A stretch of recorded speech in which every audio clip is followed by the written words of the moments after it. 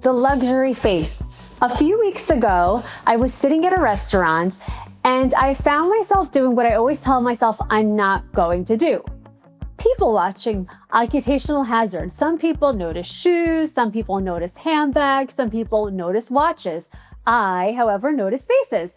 Not because I'm judging anyone, it's because after years of anesthesiology and aesthetics, I don't really know how to turn that part of my brain off. It's like if you're asking a dentist not to notice somebody's teeth, not going to happen. Or an interior designer not immediately start rearranging your living room in their head. I'm looking around the room and something occurred to me. There were people carrying designer bags that probably cost more than my first car. There were beautiful watches and jewelry and luxury clothing. And yet, the thing that caught my attention most wasn't what anyone was wearing. It was their faces.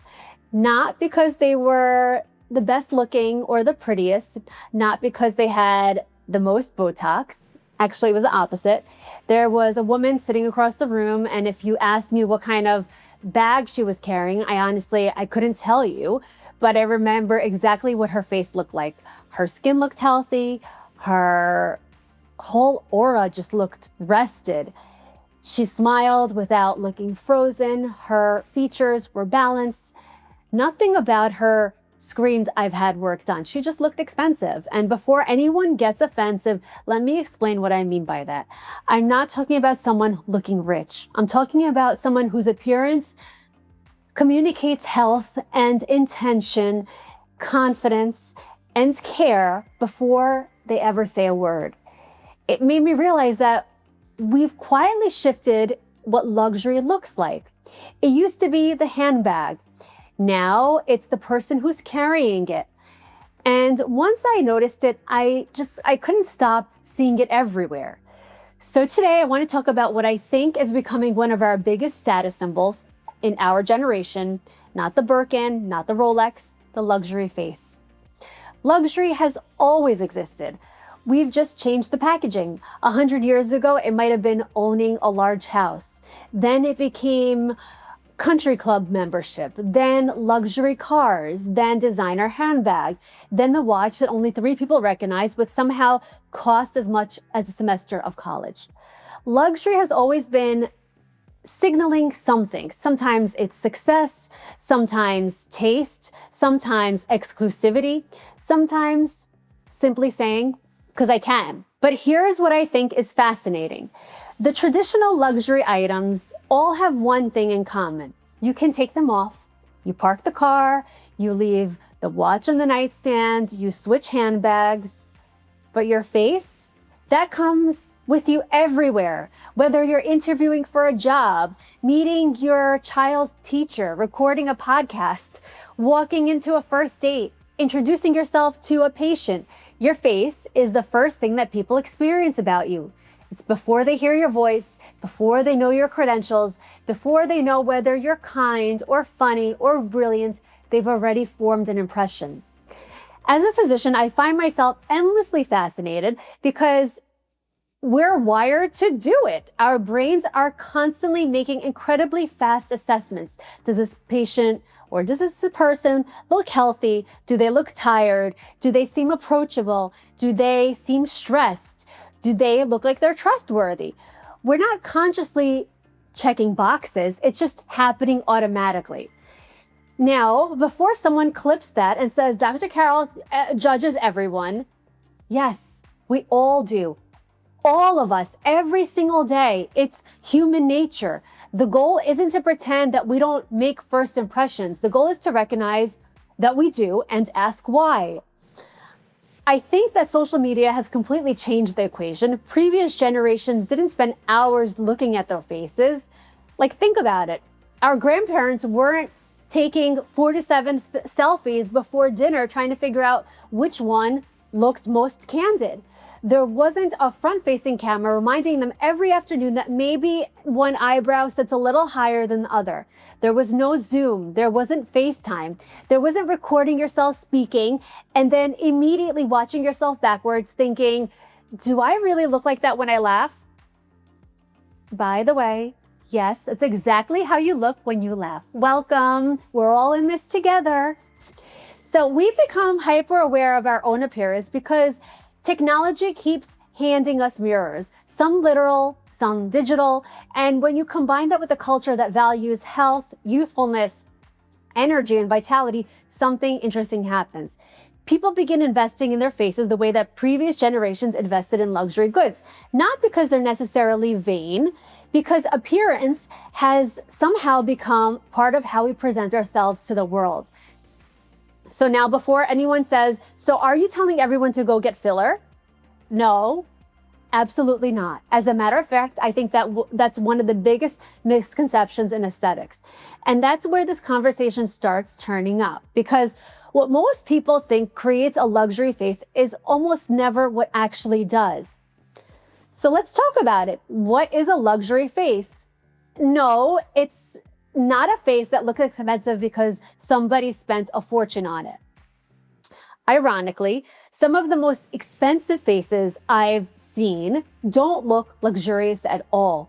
They just look expensive. And there's a difference. You know exactly what I'm talking about with this. You can tell someone has had filler before they even say hello. When every feature has been optimized individually, but somehow the whole face doesn't make sense anymore. Just bigger cheeks or bigger lips or sharper jawline, smoother forehead, just more until eventually the face stops looking like a person and starts looking like a collection of different procedures. That's not luxury. Luxury is restraint. It's confidence. It's never wondering whether people notice your filler, because they don't. They notice you. One of my favorite compliments patients tell me that they receive isn't "your lips look amazing," it's "you look so well. I don't know what you did, but you just look refreshed. You look like you just got back from vacation." That's the goal. Not an admiration for the treatment, admiration for the person. Because here's the thing, the highest form of aesthetic medicine is almost always invisible. If everyone notices your Botox, it's probably too much Botox. If everyone notices your lips, there is probably too much lip. The best work disappears into the face. It doesn't announce itself. I always tell patients, I don't want someone to walk into a room and think, wow, who did her filler? I want them to think, she looks incredible, and then immediately move on from there. Because that's what happens in real life. Nobody sits around analyzing your nasolabial folds. Well, no one except for me, okay? That's an occupational hazard. But the average person doesn't know why someone looks good. They just know that they do. And that's what we're trying to create. Not perfection, not transformation, just recognition. You should still look like yourself, just on a very good day, on your best day, because the luxury face isn't built one syringe at a time. It's built through balance. This is probably where some people expect me to start listing my favorite treatments. And this is a spoiler alert, because I'm not going to, because I think that we've become obsessed with asking the wrong question. Instead of asking, what treatment do I need? Maybe we should be asking, what is my face actually communicating? Does it communicate health, energy, confidence, kindness, or does it communicate exhaustion, stress, poor sleep, inflammation? These are the things that I notice as a physician. Long before I became an aesthetic physician, I spent years taking care of patients under anesthesia. You learn to observe people, like really observe them. You notice hydration and weight changes. You notice smoking. You notice chronic stress. You notice when someone just looks depleted.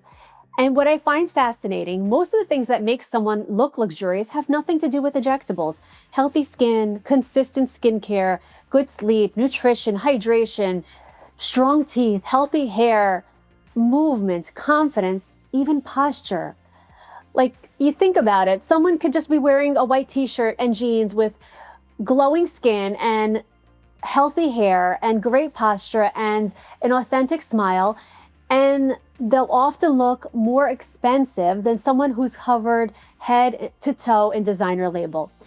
And so that's why I always kind of laugh when people think that aesthetic medicine is about chasing perfection. It's not, or at least it shouldn't be. It's about removing the distractions. Maybe it's softening the line that makes someone look angry when they're perfectly happy. Maybe it's replacing volume that naturally disappeared over time. Maybe improving skin quality so someone looks as energetic as they actually feel.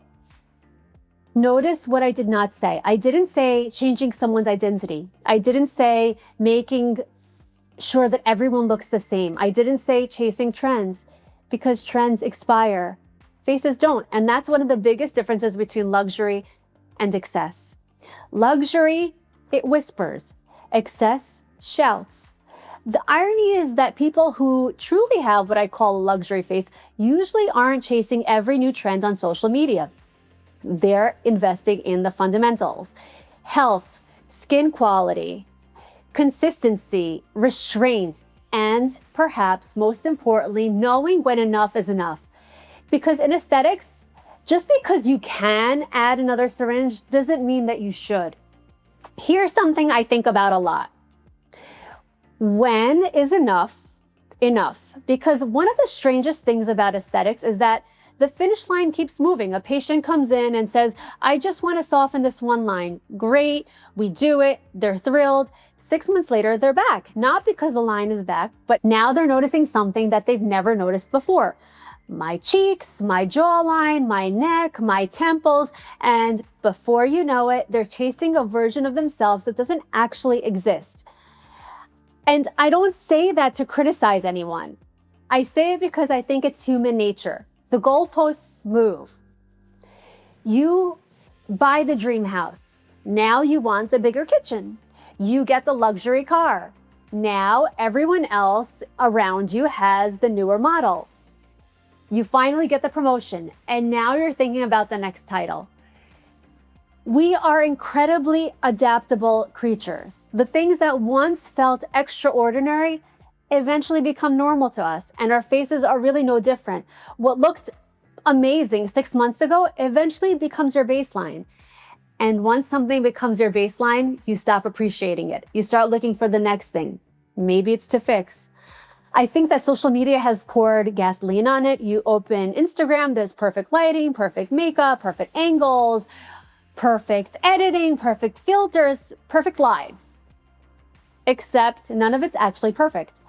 I have met enough people in this industry to tell you something that probably won't surprise you.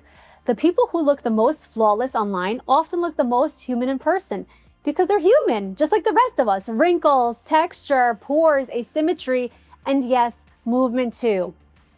The things that we've somehow convinced ourselves we're supposed to eliminate are actually the things that make us look alive. I also find it funny when someone apologizes before I examine their face. Patients say it to me all the time. Please, oh my God, just don't look too closely. I literally have to do that. It's my job. And do you know what I usually find? It's a normal face. A face that has smiled, a face that's been tired, a face that's been through pregnancies and stress and sleepless nights and loss and laughter and life. And all of that is just evidence that somebody has actually lived. So I don't think our goal should be to erase every sign of that. I think our goal should be to decide what parts are distracting from who we are today and which parts tell the story of how we got here. And that's a very different philosophy than trying to erase everything. Here's what I think we get wrong sometimes in aesthetics. People assume that if someone looks incredible, they must have spent a fortune. Sometimes they have, sometimes they haven't, because there are some things you simply cannot purchase in a syringe. You cannot inject 8 hours of sleep. Trust me, I've tried. You can't buy lower stress. You can't fill your way out of burnout. You can't laser your way into confidence. And you definitely can't Botox yourself into happiness. If it only worked that way, I'd have a waiting list like 10 miles down. As physicians, we know something that maybe doesn't get talked about enough. The body keeps score. Stress shows up on your face. Chronic inflammation shows up on your face. Smoking shows up on your face. Heavy alcohol use shows up on your face. Poor sleep absolutely shows up on your face. And so does joy, and so does laughter, so does purpose. I know that sounds a little philosophical, but I genuinely believe it. Some of the most magnetic people I've ever met weren't the youngest. They weren't the most conventionally attractive. They weren't the people with the most symmetrical faces. They had presence, confidence, warmth. They looked healthy. They looked engaged. They looked like they've just enjoyed their lives. That's attractive. That's luxurious. And ironically, those are often the people asking me for the least. They're not chasing perfection. They're protecting what they already have. And I just wish that more people understood that, because aesthetic medicine should never be a substitute for taking care of yourself. It should just be an extension of it. It should be the cherry on top, not the entire sundae. If your skin is dehydrated, if you're sleeping for 4 hours a night, if you're chronically stressed, if you're living on caffeine and protein bars, adding another syringe isn't going to create the luxury face. It's like putting on beautiful designer shoes when you're so exhausted that you can barely keep your eyes open. The shoes aren't the problem. They're just not fixing the thing that everyone is actually noticing. Or maybe it's like putting on a gorgeous marble countertop into a kitchen that's never been cleaned. It might look beautiful for a moment, but eventually what's underneath starts to show. Aesthetic medicine works the same way. It can elevate, it can reframe, it can restore, but it can't replace the foundation. The luxury face isn't built in a treatment room. It's supported there. It's built in the choices that you make every single day. And I personally think that that's good news, because it means luxury isn't reserved for people with unlimited budgets. Some of the most valuable investments you can make in your face don't come in a syringe at all. People are sometimes surprised and others are offended when I tell them that one of the most important words in aesthetic medicine is no. No, you don't need another syringe. No, I don't think your lips need to be bigger. No, I don't think that dissolving everything and starting over is the answer. And no, I don't think every line in your face or on your face is actually a problem. I know that sounds probably strange coming from someone who makes a living performing aesthetic procedures. But I became a physician before I became an aesthetic physician, and that order really matters, because my job isn't to find something to inject every time someone sits in my chair. My job is to understand whether treatment is actually going to make someone look better. Sometimes the answer is yes. Sometimes it's not. I have had consultations where I tell someone they're a great candidate for a treatment. I've also had consultations where I tell someone the best that I can do is nothing, or at least not today. Maybe they need time, maybe they need skincare before filler, maybe they need to let swelling from a previous treatment settle, maybe they need more sleep, more than they need Botox. And I know that that's not the answer that everyone expects or even wants to hear. But here's what I've learned. The patients who trust you when you actually say no usually end up trusting you even more when eventually you say yes, because they know you're not chasing a sale. You're chasing the right outcome. And I think that's something in our industry that could probably use a little more of restraint. Not because aesthetic medicine is bad. I obviously don't believe that. I love what I do. I love helping people feel more confident. I love when someone looks in the mirror and says, I finally look like myself. That's one of the best parts of my job. But confidence and consumption aren't the same thing. More treatment doesn't automatically create more confidence. Sometimes it creates the opposite. Sometimes the most valuable thing that I can offer or give someone is permission to stop. So if we go back to the woman that I saw in the restaurant, do you remember her? I could tell you, I couldn't tell you what shoes she was wearing. I couldn't tell you what kind of handbag she was carrying. I couldn't even tell you what color of her dress was, but I remember her face, not because it was perfect, but because it was healthy and it was comfortable and authentic, like someone who took care of herself without trying to become someone else.